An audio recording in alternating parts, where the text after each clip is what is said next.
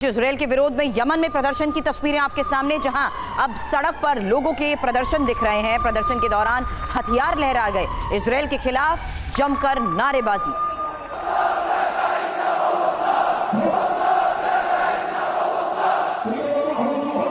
और देखिए आप, एक और बड़ी खबर फिलिस्तीन के समर्थन में फ्रांस में रैली। मोबाइल टॉर्च जलाकर लोगों ने इजरायल का विरोध किया। हजारों लोग एक साथ इस प्रोटेस्ट में शामिल हुए। फिलिस्तीन के झंडे के साथ इजरायल का विरोध किया गया।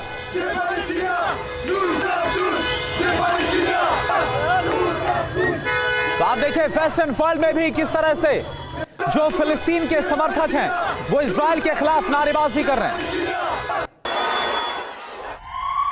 और एक और बड़ी खबर, ग्रीस में फिलिस्तीन का समर्थन, थेसालोनिकी में इजरायल का विरोध। फिलिस्तीन के झंडे के साथ नारेबाजी और हजारों लोग प्रदर्शन में शामिल।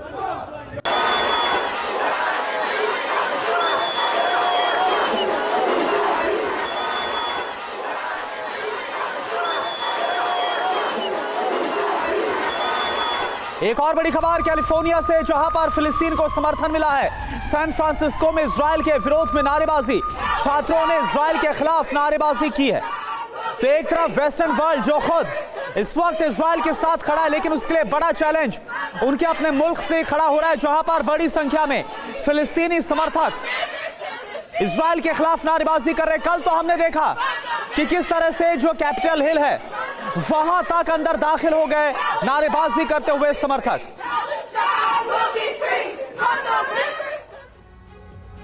और इजरायल मिस्र बॉर्डर पर पहुंचा TV9 भारतवर्ष। आपको बता दें, बॉर्डर पर IDF ने सुरक्षा तो बढ़ा दी है और वहां के हालात की ग्राउंड रिपोर्ट्स हम आपको दिखाएंगे, क्योंकि मिस्र इसी बॉर्डर से गाजा को अब मदद भी भेज रहा है। हालांकि इजरायल की आखिरी बॉर्डर से सुमित चौधरी की ये रिपोर्ट देखिए।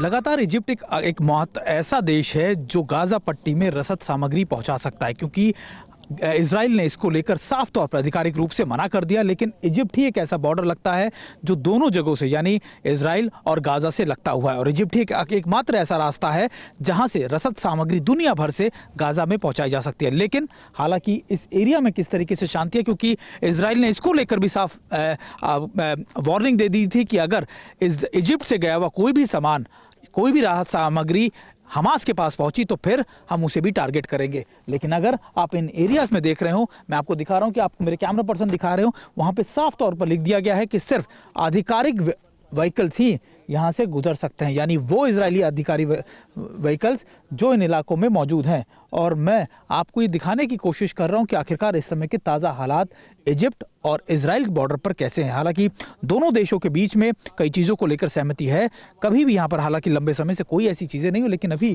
किस तरीके के ताज़ा हालात हैं ये भी हम आपको दिखाने की कोशिश कर रहे हैं। और मैं आपको ये भी बता रहा हूँ कि ये एकमात्र ऐसा रास्ता है जो गाजा पट्टी तक राहत सामग्री पहुँचा सकता है। 245 किलोमीटर का ये पूरा एरिया TV9 भारतवर्ष आपको सबसे पहले दिखा रहा है। मैं समय एक बार फिर से उस जगह पर मौजूद हूँ जिसका स्ट्रेटेजिक लोकेशंस बहुत महत्वपूर्ण है, और यही वो इलाका है जहां से सारी राहत सामग्री गाजा पट्टी जाएगी।